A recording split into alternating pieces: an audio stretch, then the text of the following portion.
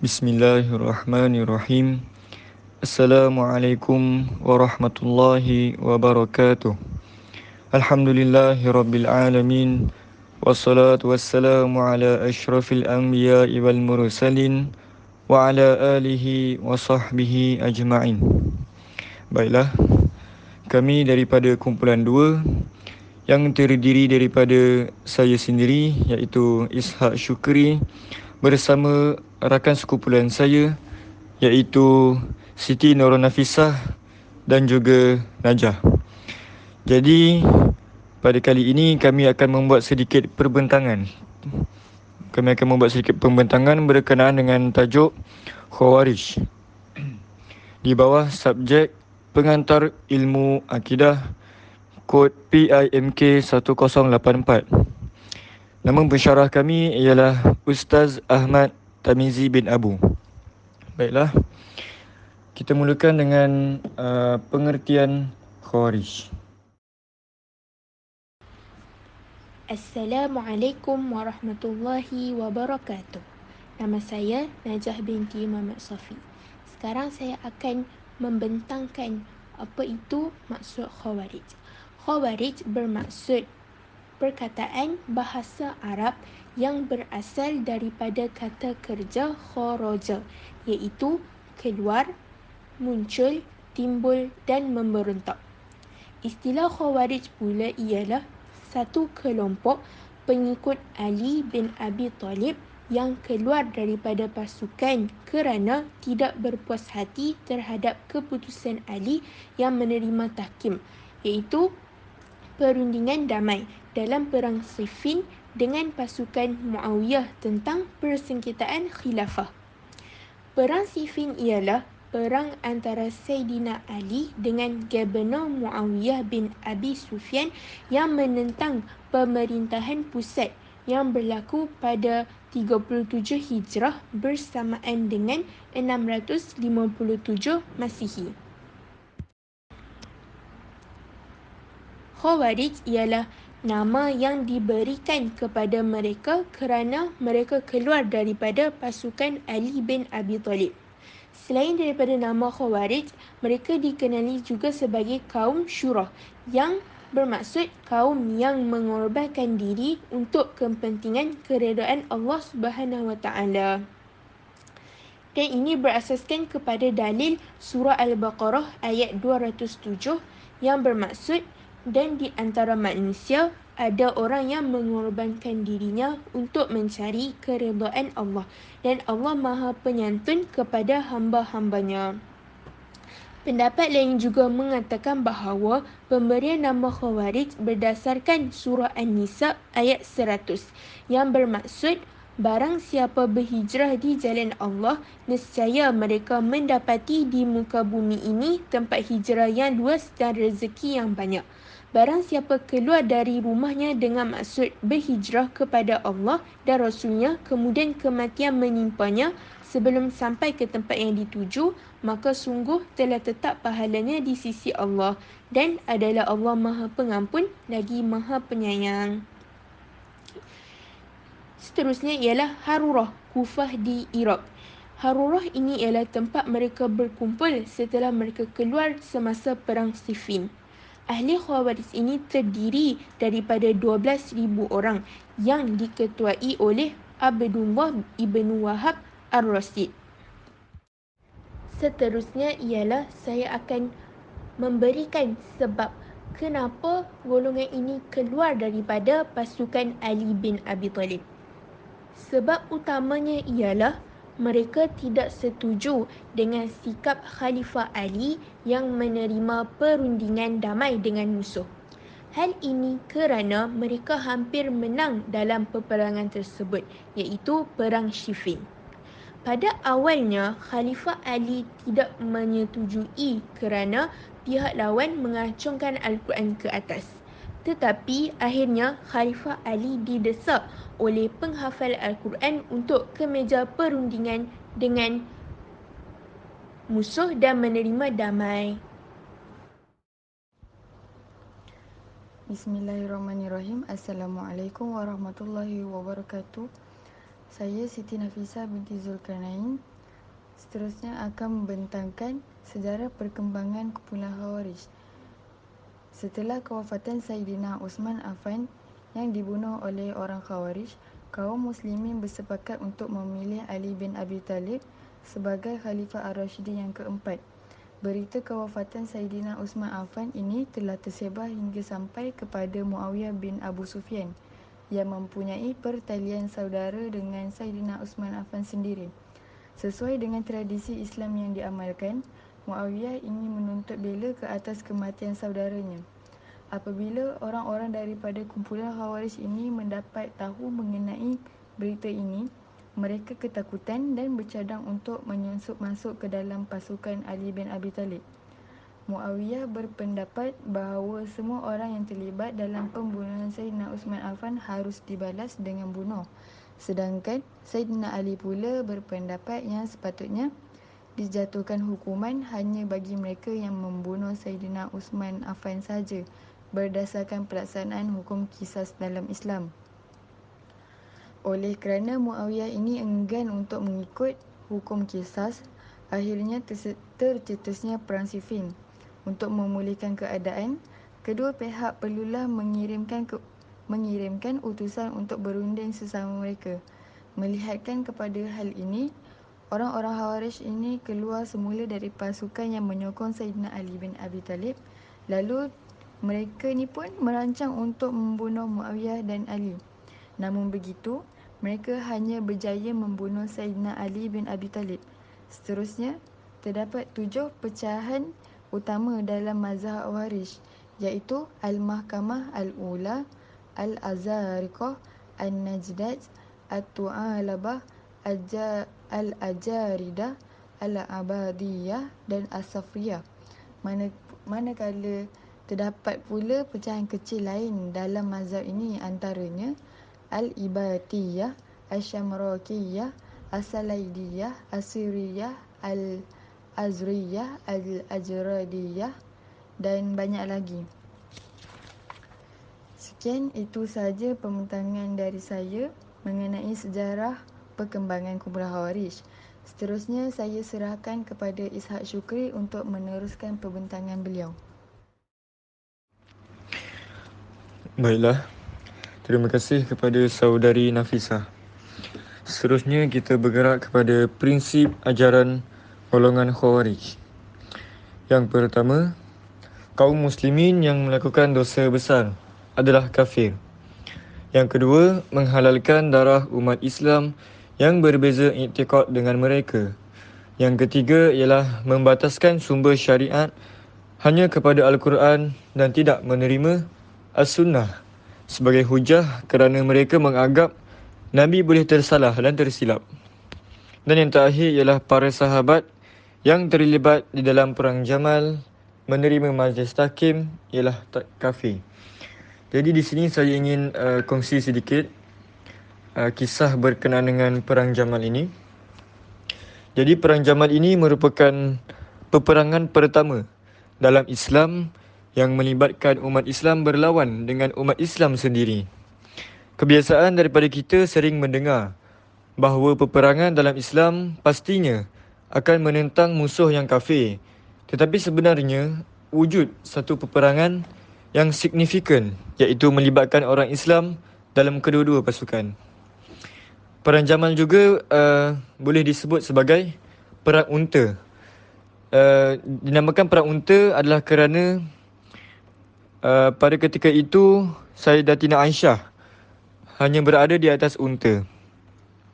Jadi Perang Jamal berlaku pada 11 Jamadil Akhir tahun 36 Hijrah bersamaan Disember 657 Masihi.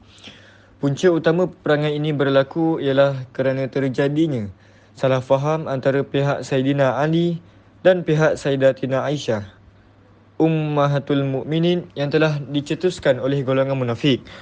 Perang ini dinamakan Perang Unta juga adalah kerana ketika peperangan, seperti yang saya telah kata tadi, Sayyidatina Aisyah menunggang unta dan beliau hanya berada di atas unta dan tidak menyerang, juga tidak memerintahkan serangan.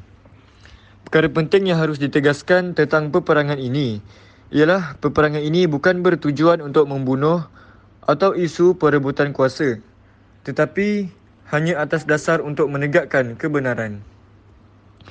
Kota Madinah berada dalam keadaan huru-hara apabila khalifah ketiga Islam, iaitu Saidina Osman bin Affan, telah dibunuh oleh puak pemberontak daripada golongan Sabaiyah di dalam rumahnya sendiri kerana dikatakan tidak berpuas hati dengan pentadbirannya.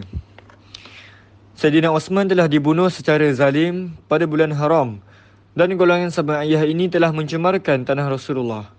Berikutan hal itu, ahli syura telah mencadangkan supaya Saidina Ali dilantik sebagai kepimpinan khalifah yang baru menggantikan Saidina Osman, namun Saidina Ali menolak. Setelah desakan demi desakan dilakukan, akhirnya Saidina Ali menerima jawatan ataupun tanggungjawab untuk menjadi seorang khalifah. Jadi Saidina Ali menghadapi cabaran yang besar ketika itu kerana banyak fitnah telah berkembang dan merebak selepas kewafatan Khalifah Osman bin Affan. Beliau bukan sahaja harus menguruskan pentadbiran negara, tetapi juga perlu menyelesaikan isu pembunuhan Saidina Osman. Saidina Ali berpendapat bahawa adalah lebih utama untuk menstabilkan keadaan negara dan menghakimi pesalah yang terlibat dengan kuasa yang tetap daripada mengenakan hukuman qisas kepada pembunuh Saidina Osman tanpa sebarang autoriti. Tetapi pendapat ini disangkal oleh pihak lain seperti Sayyidatina Aisyah dan Muawiyah bin Abu Sufyan yang mendesak agar segera menghukum para pembunuh Saidina Osman. Jadi setelah berbai'ah kepada Khalifah Ali atas dasar menuntut kisos pembunuhan Saidina Osman, Talhah bin Ubaidillah dan Abu Abdullah Zubair bin Al-Awam meminta izin Saidina Ali menuju ke Mekah untuk berbincang dengan Sayyidatina Aisyah tentang perancangan menuntut bela atas kematian Khalifah Osman. Sayyidatina Aisyah bersetuju dan beliau bersama Talhah dan Zubair beserta beribu pasukan bergerak ke Basrah bagi membina kubu pertahanan dan bersiap sedia menuntut bela atas kematian Saidina Osman. Tetapi pada masa yang sama, pembunuh-pembunuh Saidina Osman ini, iaitu pemberontak ini, dan pihak yang terlibat bertindak menyelamatkan diri daripada dikenakan hukuman. Mereka menggunakan cara dengan berbai'ah kepada Khalifah Ali. Hal ini menyukarkan Khalifah Ali menghukum pesalah kerana mereka telah berbai'ah kepada beliau. Saidina Ali kemudiannya mendapat maklumat tentang kemarahan pasukan Sayyidatina Aisyah dan beliau tidak mempunyai pilihan. Beliau dan pasukannya kemudiannya berangkat ke Kufah, yakni kota berdekatan dengan Basrah, bukan untuk berperang tetapi untuk berunding dengan pihak Sayyidatina Aisyah supaya berdamai.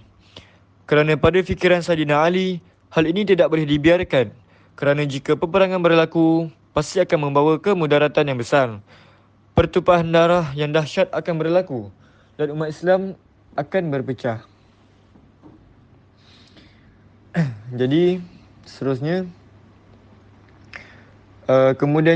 tidak lama kemudian perang pun semakin berkobar-kobar. Beratus tombak patah, pedang-pedang berlumuran darah. Jadi mereka ini saling menyerang dan menggunakan senjata.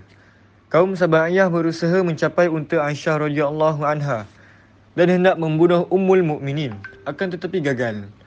Dengan pengalaman ketenteraan yang dimiliki oleh Saidina Ali bin Abi Thalib, beliau berpendapat perang akan berhenti jika Sayyidatina Aisyah dikeluarkan dari medan peperangan. Lalu Saidina Ali ni mendapat satu idea ataupun perancangan, iaitu kaki unta yang ditunggangi oleh Sayyidatina Aisyah itu dipotong dengan pedang dan kemudian disembelih. Akhirnya unta itu rebah di atas tanah. Hal ini bertujuan untuk menyelamatkan Sayyidatina Aisyah daripada medan perang yang telah mengorbankan banyak nyawa itu. Apabila Aisyah radhiyallahu anha dikeluarkan daripada tempat pertempuran, peperangan kemudiannya menjadi sedikit reda dan tidak lama kemudian peperangan pun berakhir. Kemenangan berpihak kepada Khalifah Ali dan Saidina Ali mengarahkan pasukannya agar tidak mengejar pasukan lawan yang lari, juga tidak membunuh orang yang terluka dan tidak menceroboh rumah-rumah. Sayyidina Ali bin Abi Thalib memerintahkan Muhammad bin Abu Bakar dan Ammar bin Yasir untuk mendirikan kemah bagi Sayyidatina Aisyah. Beliau juga mengumpulkan seluruh harta rampasan dan mempersilakan askar-askar untuk mengambil semua harta mereka. Pihak yang terkorban ialah sekitar 10,000, 5,000 daripada pihak Aisyah dan 5,000 daripada pihak Ali. Dan kemudiannya perdamaian antara pihak Aisyah dan pihak Ali akhirnya tercapai.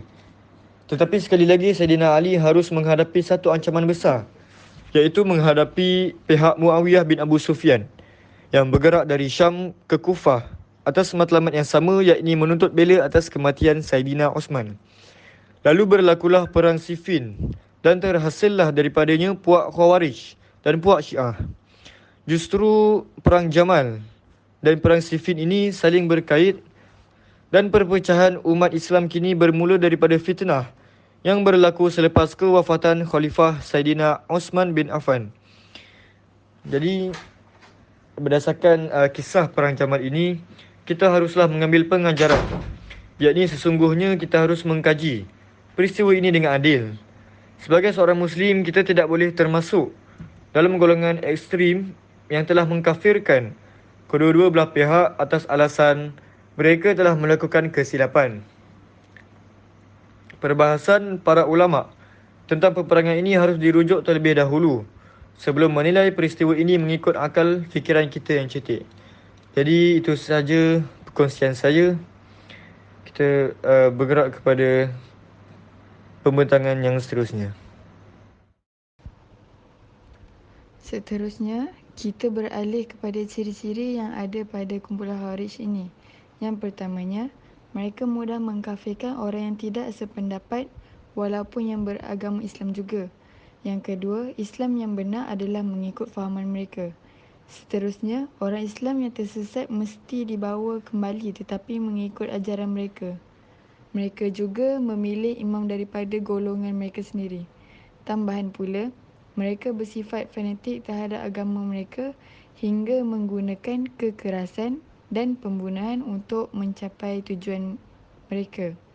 Kesimpulan yang dapat dirumuskan berdasarkan ciri-ciri Khawarij ini, mereka menganggap bahawa pendapat mereka sahaja yang betul dan menolak pendapat orang lain secara bulat-bulat, serta mereka terlalu mengagumkan kumpulan yang mereka tubuhkan sendiri.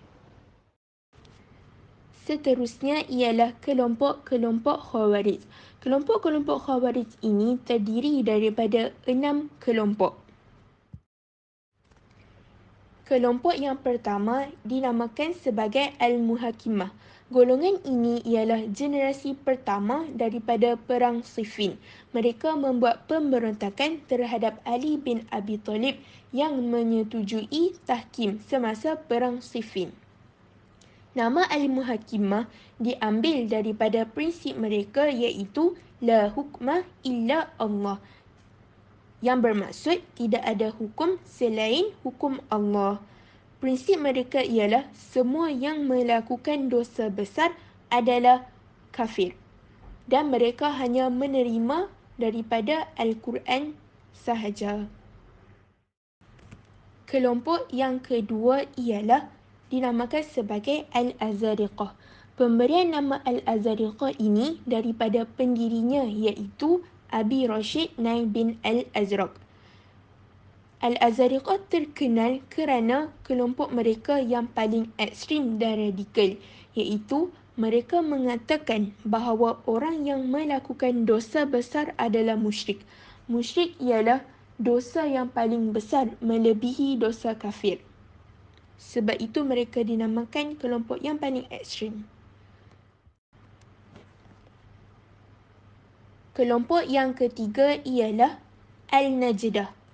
Al-Najdah ini berasal daripada nama pemimpin mereka, iaitu Najdah bin Amir Al-Hanafi. Kelompok Al-Najdah ini sefahaman dengan Al-Azariqah yang menggunakan term musyrik.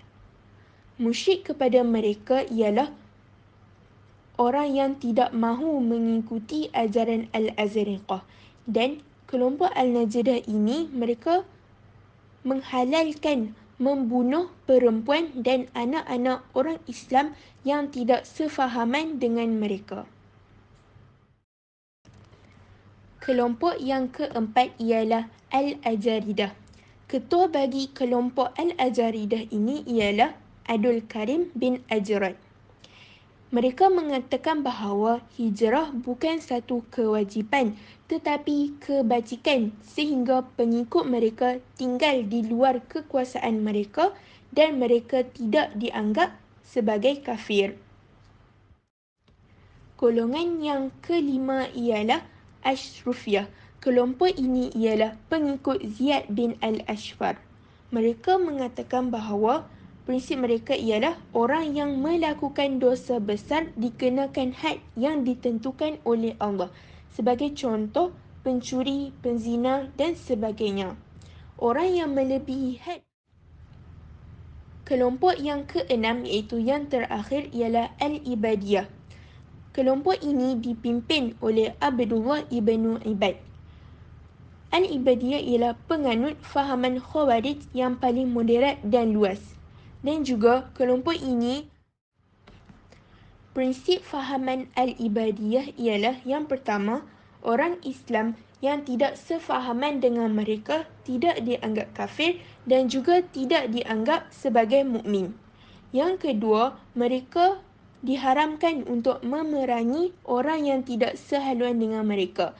Tetapi golongan pemerintah mereka memerangi. Tetapi perkara ini tidak diumumkan kepada orang lain. Yang ketiga, mereka diharamkan untuk mengambil rampasan perang kecuali kuda, senjata dan perkakasnya. Emas dan perak harus dikembalikan. Yang keempat ialah orang yang tidak sependapat dengan mereka boleh menjadi saksi dalam sesuatu perkara, boleh menikahi mereka, saling mewarisi antara mereka, tetapi ajaran mereka tetap berlaku. Sekian sahaja daripada kumpulan kami. Terima kasih.